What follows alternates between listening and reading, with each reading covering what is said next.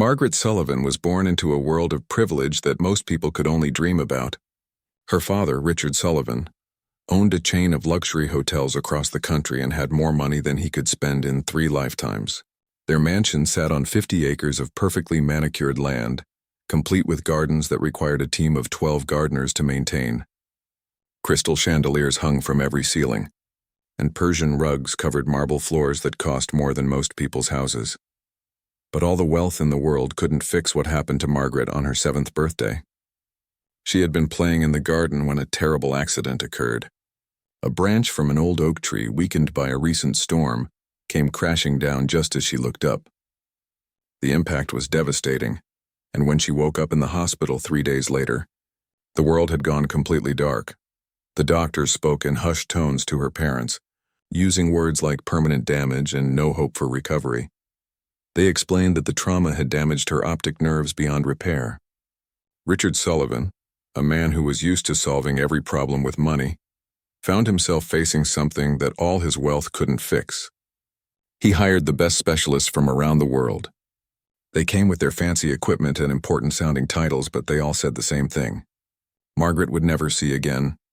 Her mother, Patricia, couldn't handle the reality of having a disabled child. She had married Richard for his money and status, and a blind daughter didn't fit into her perfect image. She spent most of her time at their other homes, leaving Margaret alone in the big mansion with only the staff for company. Richard tried his best, but his business empire demanded most of his attention. He would visit Margaret's room each morning before work, and each evening when he returned. But those brief moments weren't enough to fill the lonely hours in between. Margaret's world became very small very quickly. She went from being a happy, active child who loved exploring the gardens and playing with her friends to being confined mostly to her room. Her parents hired tutors to come to the house, but learning became difficult when she couldn't see the books or write properly. She would sit by her window for hours, listening to the sounds of the world outside that she could no longer see. The mansion, which had once felt like a palace, now felt like a prison. Margaret knew every creaking floorboard and every turn in the hallways, but she was afraid to venture too far from her room. The staff members were kind but distant. They had been instructed to help her when needed, but they were busy with their own duties and didn't have time to truly care for a lonely little girl. Richard noticed that his daughter was becoming more withdrawn with each passing month. She barely spoke during their brief visits, and when she did, it was usually just to answer his questions with short, quiet responses. He could see that she was fading away, becoming a shadow of the bright, cheerful child she had once been. The guilt ate at him, but he didn't know what else to do. He had tried everything money could buy. One evening, as Richard sat in his study reviewing business reports, he realized that he needed to make a change. Margaret needed more than just medical care and tutors. She needed someone who could give her the attention and care that he and Patricia couldn't provide. He decided to hire a full-time caregiver, someone who could be with Margaret throughout the day and help her navigate this new reality. The next morning, Richard called the best domestic staffing agency in the city. He explained that he needed someone special, someone with experience caring for disabled children. The agency promised to send only their most qualified candidates. Richard was willing to pay whatever it took to find the right person. Several candidates came for interviews over the following week. There was a woman with a nursing degree who spoke about Margaret's condition in clinical terms. There was another woman who had worked for wealthy families before and seemed more interested in the salary than in Margaret herself. Each interview left Richard feeling disappointed. None of these people seemed to understand what his daughter truly needed. Then, on a rainy Thursday morning, something unexpected happened.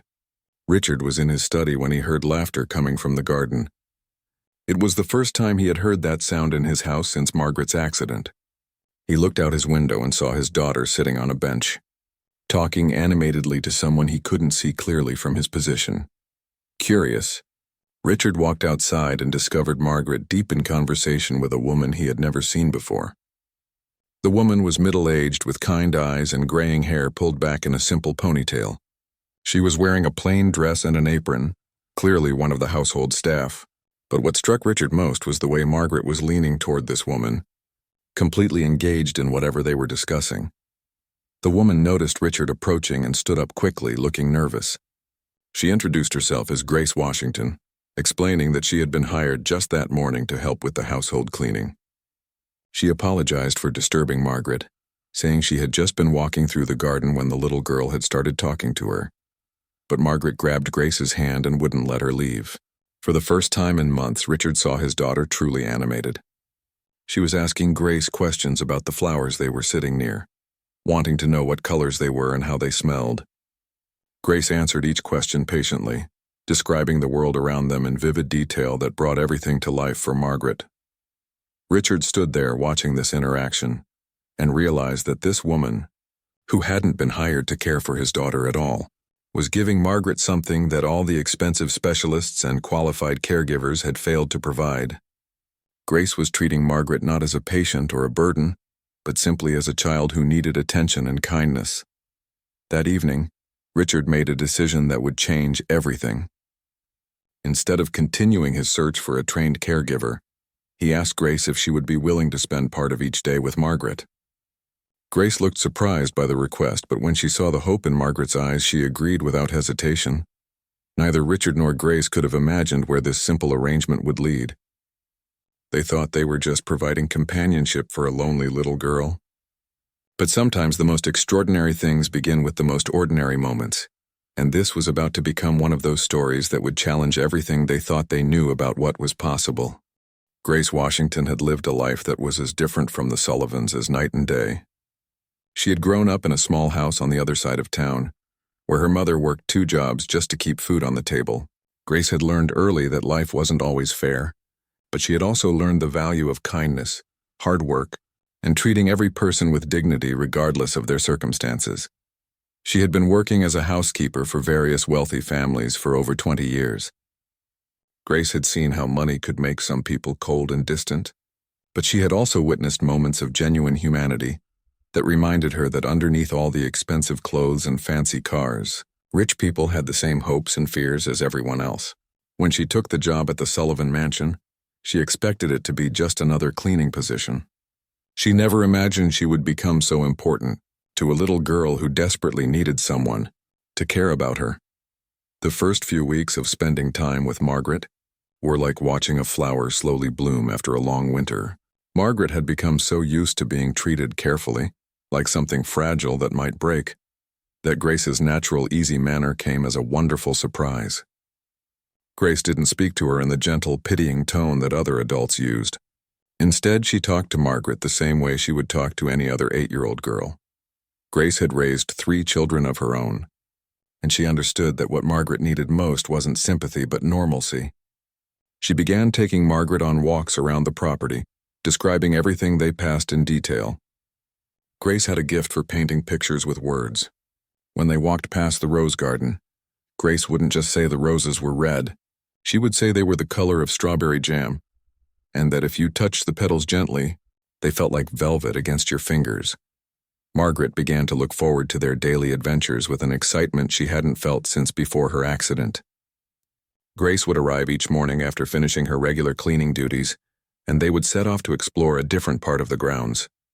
Some days they would sit by the fountain and listen to the water while Grace described the patterns it made as it danced in the sunlight. Other days they would walk through the woods behind the house, where Grace would help Margaret identify different birds by their songs. But Grace did more than just describe the world around them. She began teaching Margaret to experience things in new ways. She showed her how to tell the difference between various types of flowers by their scents. She taught her to identify trees by the texture of their bark and the shape of their leaves. Grace helped Margaret discover that she could tell what time of day it was by the way the air felt and the sounds that surrounded them. As the weeks passed, Richard noticed remarkable changes in his daughter. Margaret was sleeping better at night and eating with more appetite during meals. She was asking questions again and showing interest in things beyond her immediate surroundings. Most importantly, she was smiling and laughing regularly for the first time since her accident. One afternoon, Richard decided to quietly follow Grace and Margaret on one of their walks. He wanted to see for himself what was making such a difference in his daughter's life. He stayed far enough behind that they wouldn't notice him, but close enough to hear their conversation. Grace was teaching Margaret about the different sounds in the garden. She would ask Margaret to close her eyes and listen carefully, then identify what she was hearing. Margaret correctly identified the buzzing of bees, the chirping of crickets, and the rustling of leaves in the breeze. But then Grace introduced a new game. She placed her hands gently on Margaret's shoulders and asked her to reach out slowly until her fingers touched something. Margaret was hesitant at first, afraid of bumping into something or falling. But Grace's steady presence gave her confidence. Margaret reached out and her fingers touched the smooth bark of a young maple tree. What happened next made Richard hold his breath. Grace began moving Margaret's hand slowly around the trunk of the tree, helping her feel its shape and texture. Then she guided Margaret's hands to the lowest branches, showing her how to trace the outline of the leaves. The patience Grace showed was extraordinary. She never rushed or became frustrated when Margaret needed time to understand what she was experiencing. But the most amazing thing Richard witnessed was how Grace helped Margaret move around obstacles. Instead of clearing the path ahead of them or constantly warning Margaret about things in her way, Grace taught her to use her other senses to navigate. She showed Margaret how to listen for echoes that would tell her when she was near a wall, and how to feel for changes in the ground beneath her feet that might indicate steps or uneven surfaces. By the end of their walk that day, Margaret was moving with more confidence than Richard had seen since her accident. She wasn't stumbling or hesitating with every step. She was walking like a child who trusted her own abilities and the person guiding her. That evening at dinner, Margaret talked more than she had in months. She told her father about everything she had learned during her walk with Grace. She described the feeling of the tree bark and the sound of the bees in such detail that Richard could almost see the garden through her words. Richard realized that Grace was giving Margaret something that no amount of money could buy. She was giving her hope and confidence. More than that, she was helping Margaret discover that being blind didn't mean her life had to be small or limited. Grace was showing her that there were many ways to experience and enjoy the world. As Richard tucked Margaret into bed that night, she said something that brought tears to his eyes. She told him that Grace had promised to teach her how to bake cookies the next week. Margaret was excited because Grace had explained that baking was something you could do perfectly well without seeing, as long as you paid attention to smells and textures and timing. For the first time since the accident, Margaret was looking forward to learning something new. Richard realized that Grace wasn't just caring for his daughter during the day. She was helping Margaret rebuild her entire relationship with the world around her. Richard made another decision that night. He asked Grace if she would be willing to become Margaret's full-time companion, instead of splitting her time between cleaning and childcare. The salary he offered was more than generous, but Grace's decision had nothing to do with money. She had become as attached to Margaret as Margaret was to her. Neither of them knew that this deepening relationship was about to lead to something that would challenge everything the doctors had said about Margaret's condition. Grace's gentle, patient approach was about to unlock possibilities that no one had thought to explore. As autumn arrived and the leaves began to change colors, Grace and Margaret had developed a routine that brought structure and joy to both of their lives. Grace would arrive at the mansion each morning at 8 o'clock sharp, and she and Margaret would begin their day with breakfast together in the sunny breakfast nook overlooking the garden. These meals became much more than just eating. Grace turned every meal into a learning experience. She taught Margaret to identify different foods by their textures, temperatures, and aromas. Margaret learned to tell the difference between different types of bread by the way they felt in her hands and sounded when she tapped them. Grace showed her how to determine if fruit was ripe by its firmness and scent. These lessons weren't just practical skills. They were helping Margaret develop confidence in her ability to navigate the world independently. After breakfast, they would spend time in what Grace had transformed into Margaret's learning room. Grace had convinced Richard to move all of Margaret's lessons away from traditional methods that relied on sight. Instead of trying to force Margaret to learn to read Braille immediately, Grace focused on developing her other senses and building her confidence. Through hands-on experiences, Grace brought materials from her own home to create texture boards that Margaret could explore with her fingers. She filled small containers with different items like rice, beans, cotton balls, and sandpaper, creating a library of textures that Margaret could reference. They would spend hours with Margaret, identifying different materials and learning to describe what she felt in her own words. But Grace's most revolutionary approach was in how she helped Margaret understand spatial relationships and movement. Instead of keeping Margaret stationary and bringing the world to her, Grace encouraged movement and exploration. She created safe obstacle courses in Margaret's room using pillows and furniture, teaching her to navigate by sound and touch. One particularly memorable morning, Grace introduced Margaret to what she called sound mapping. She would make different noises in various parts of the room while Margaret sat in the center with her eyes closed. Even though the darkness was already permanent, Margaret had to point in the direction of each sound and estimate how far away it was. At first, Margaret struggled with this exercise, but Grace's patience never wavered. What made Grace's approach so different from the specialists and tutors was her absolute belief that Margaret could do anything she set her mind to. When Margaret became frustrated because she couldn't immediately master a new skill, Grace would share stories from her own life about times when she had to learn difficult things. She talked about learning to cook when she was younger than Margaret, and how many burned meals it took before she could make a decent dinner. Grace also introduced Margaret to other people who had overcome similar challenges. She brought recordings of famous blind musicians and told Margaret stories about Helen Keller and other remarkable people who had accomplished extraordinary things despite their disabilities. These stories weren't meant to pressure Margaret, but to show her that blindness didn't have to define the limits of her life. The most significant breakthrough came on a crisp October morning when Grace decided to try something that went against everything the doctors had recommended. The medical professionals had advised keeping Margaret's environment predictable and safe, avoiding any activities that might cause stress or overstimulation. But Grace had a different philosophy. Grace believed that Margaret needed to be challenged in order to grow. That morning, instead of their usual indoor activities, Grace announced that they were going to walk to the far end of the property, to a part of the grounds that Margaret had never explored, even before her accident. Margaret was nervous about venturing so far from the house, but Grace's calm confidence reassured her. They set out hand in hand, with Grace describing the path ahead and alerting Margaret to any changes in the terrain. But gradually, Grace began letting Margaret take the lead, offering guidance only when necessary. As they walked, Grace noticed something remarkable happening. Margaret was moving with increasing confidence, her steps becoming surer and her posture more upright. She was using her hearing to avoid low-hanging branches and her sense of touch to stay on the path. Most importantly, she was beginning to trust her own instincts about her surroundings.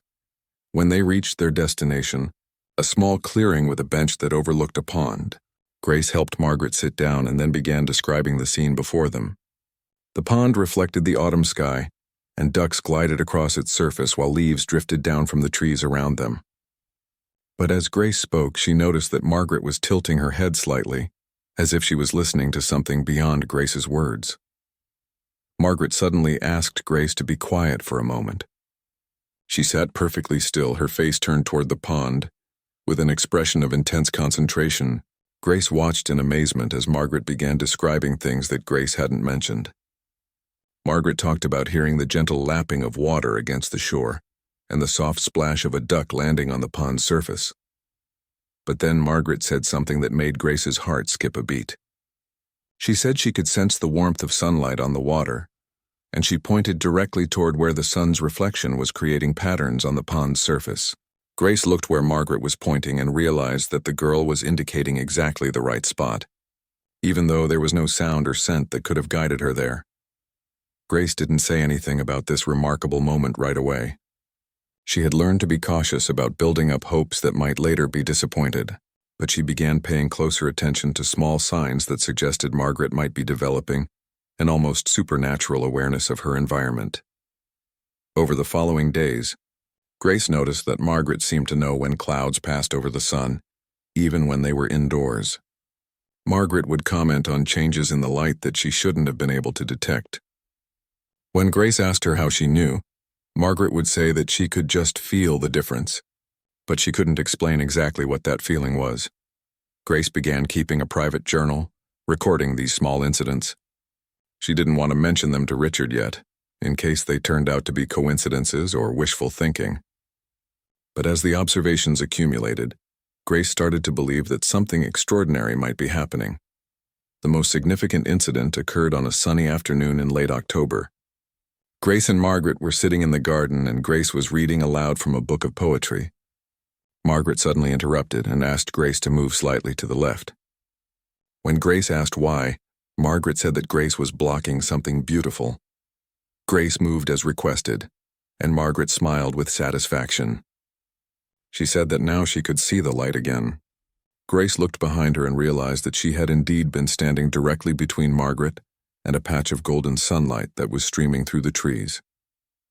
That evening, Grace made a decision that would change everything. She decided it was time to share her observations with Richard, despite the risk that she might be wrong about what she was seeing.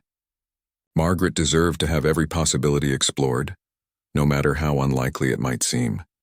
Grace spent 3 sleepless nights trying to decide how to approach Richard with her observations. She knew how it would sound to a man who had already consulted with the world's leading eye specialists. How could a housekeeper with no medical training suggest that there might be hope when the best doctors had declared Margaret's case hopeless? Finally, Grace decided to let Margaret's own actions speak for themselves. She asked Richard if he would join them for their afternoon walk, saying she wanted to show him how much progress Margaret had made in her mobility and confidence. Richard agreed, pleased to see his daughter's continued improvement but not expecting anything beyond what he had already witnessed. The 3 of them set out for the pond where Grace and Margaret had been spending more time recently. As they walked, Richard was indeed impressed by how confidently Margaret moved along the familiar path. She avoided obstacles that Grace didn't warn her about and seemed to know instinctively when to duck under low branches. When they reached the clearing by the pond, Grace suggested that they sit quietly for a few minutes and enjoy the peaceful afternoon. Margaret settled onto the bench between Grace and her father, and something magical began to happen. Without any prompting, Margaret started describing the scene around them with remarkable accuracy. She talked about the way the sunlight was dancing on the water and how the shadows of the trees were moving as the breeze stirred the branches. She pointed to where a family of ducks was swimming and accurately predicted when one of them was about to dive underwater based on subtle changes in the sound patterns. Richard listened in growing amazement as his daughter demonstrated an awareness of her surroundings that seemed to go beyond what her other senses should have been able to tell her. When Margaret mentioned that a cloud was passing over the sun, Richard looked up and confirmed that she was absolutely right, even though the change in temperature was so slight that he hadn't noticed it himself. The most stunning moment came when Margaret suddenly turned her head toward a group of trees on the far side of the pond and said that something red was moving there. Richard followed her gaze and saw a cardinal landing on a branch exactly where Margaret had been looking. There was no way she could have heard the bird from that distance, and no other sense could have told her both the location and the color. Grace watched Richard's face as understanding began to dawn. His expression changed from polite interest to amazement, to something that looked almost like fear. He was witnessing something that contradicted everything he had been told about his daughter's condition. That evening, after Margaret had gone to bed, Richard asked Grace to join him in his study. He asked her directly whether she thought Margaret might be regaining some of her vision. Grace chose her words carefully, explaining that she had been noticing small signs for several weeks but hadn't wanted to raise false hopes. Grace shared her journal with Richard, showing him all the incidents she had recorded. Together they reviewed each observation, trying to find logical explanations that didn't involve vision. But the evidence was becoming harder and harder to dismiss. Richard's first instinct was to call in more specialists, but Grace suggested a different approach. She worried that subjecting Margaret to a battery of medical tests might interfere with whatever natural healing process might be occurring. Grace had heard stories of people whose recovery had been disrupted by too much medical intervention too early in the process. Instead, Grace proposed that they begin conducting careful, informal tests to better understand what Margaret was experiencing. Richard agreed, and they began designing simple experiments that would help them determine the extent of Margaret's awareness without the pressure and clinical atmosphere of a medical examination. The next morning, Grace began with the subtlest test possible. She placed different colored objects in Margaret's hands without telling her what colors they were, then asked Margaret to describe what she was feeling. To their astonishment, Margaret began associating certain objects with words like bright or warm or soft in ways that corresponded exactly to their colors. When Grace handed Margaret a yellow flower, Margaret said it felt sunny and cheerful, A blue stone felt cool and calm to her. A red apple was described as warm and strong. Margaret couldn't explain why these objects made her feel certain ways, but her descriptions matched their colors with remarkable consistency. Over the following days, Grace and Richard conducted more elaborate tests. They discovered that Margaret could navigate around objects that made no sound and created no change in air current or temperature. She could tell when people were smiling at her, even when they weren't speaking. Most remarkably, she could identify family members and staff from across the room before they spoke, or made any noise that would identify them. Richard began to understand that whatever was happening to Margaret was beyond the normal recovery of vision. It was as if she was developing an entirely new way of perceiving the world, one that combined elements of sight with her heightened other senses in ways that the medical community had never documented. The breakthrough that convinced them both that something miraculous was occurring came during a test that Grace designed, without telling Richard in advance. Grace had secretly arranged for Margaret's favorite stuffed animal, a pink elephant named Rosie that had been lost during the chaos following her accident, to be placed on a table across the room. When Margaret entered the room, she immediately turned toward the table and walked directly to Rosie, picking up the elephant with tears of joy streaming down her face. She hugged Rosie tightly and said she had missed her so much. There was absolutely no way Margaret could have known that Rosie was there through any of her traditional senses. Richard realized that evening that they were witnessing something that science couldn't easily explain or predict. Margaret wasn't just recovering her vision in the traditional sense. She was developing abilities that seemed to transcend normal sight. Grace's patient, loving approach had somehow created the conditions for this extraordinary development, but Richard also realized that they needed to be very careful about how they proceeded.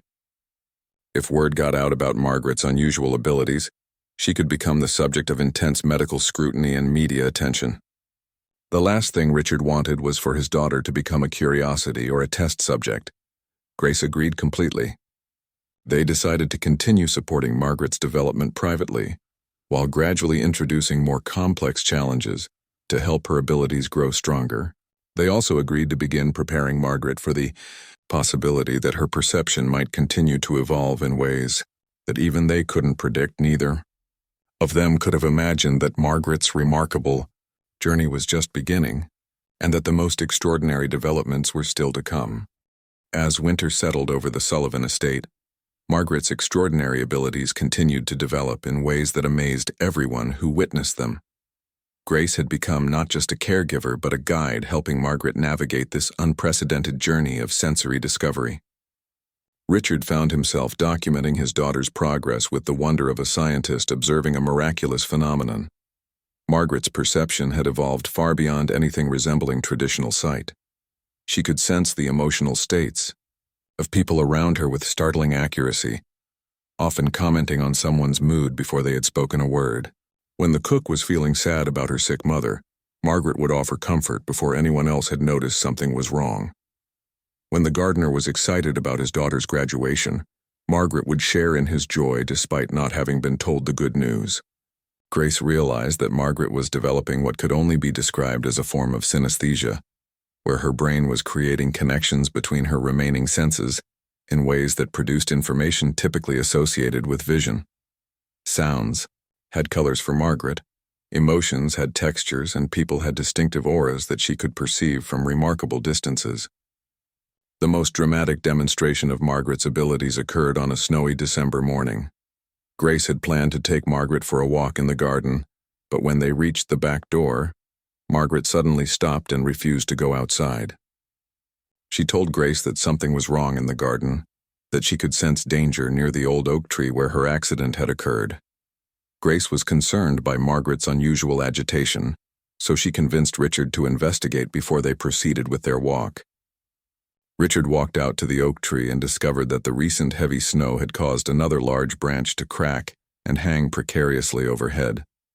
The branch would likely have fallen within the hour, and anyone walking beneath it could have been seriously injured. Richard returned to the house shaken by the realization that Margaret had somehow sensed a danger that was completely invisible to everyone else.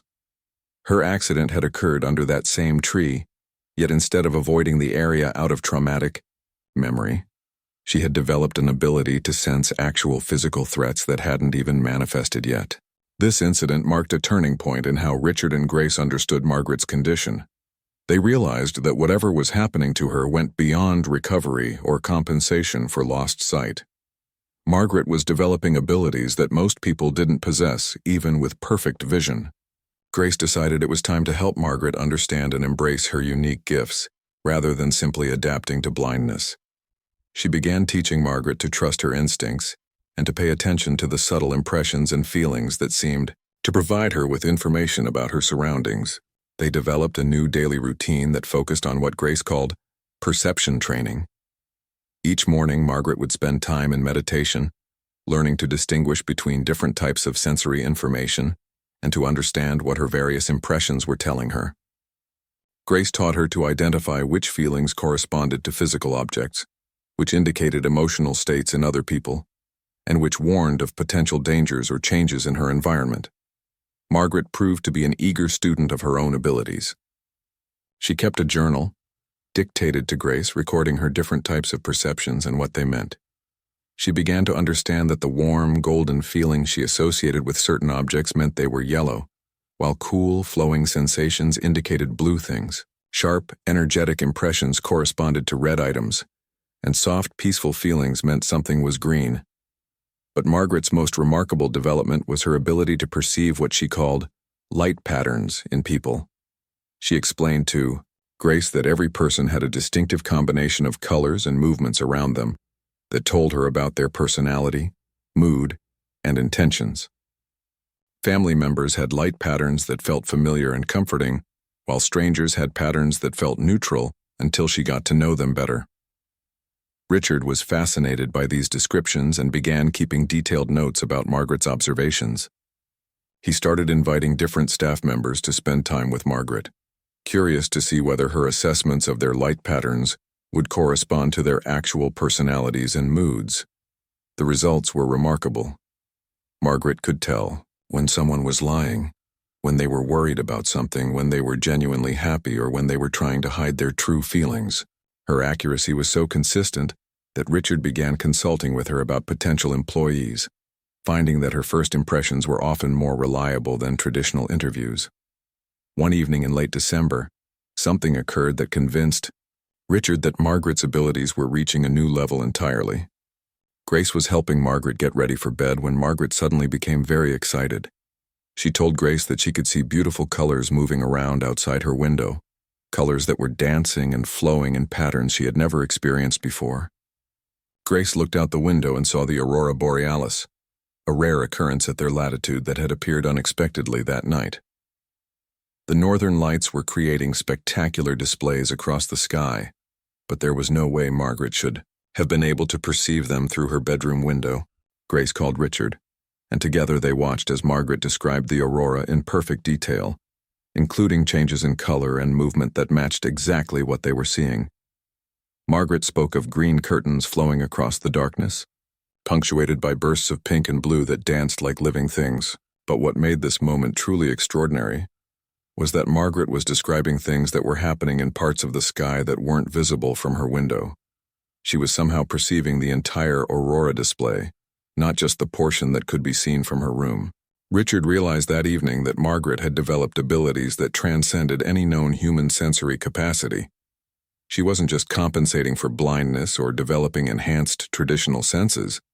She had somehow gained access to information about the world that was normally invisible to everyone. Grace understood that they had reached a crucial point in Margaret's development. The girl was no longer a disabled child learning to cope with blindness. She had become something entirely new, someone with gifts that could benefit not just herself, but potentially many other people. They began discussing whether it was time to share Margaret's story with the world. Richard was torn between his desire to protect his daughter's privacy and his growing conviction that her experiences might hold keys to understanding human perception in ways that could help other people with disabilities. Margaret herself seemed to sense that she was approaching a moment of decision. She told Grace that her abilities were still growing stronger, and she felt like she was preparing for something important, though she couldn't explain what that might be. None of them could have predicted that Margaret's most dramatic transformation was still ahead of them, and that the gentle touch that had begun her healing journey was about to produce results that would challenge everything the medical world thought it knew about the nature of sight itself. Spring arrived early that year, and with it came the most remarkable chapter in Margaret's extraordinary journey.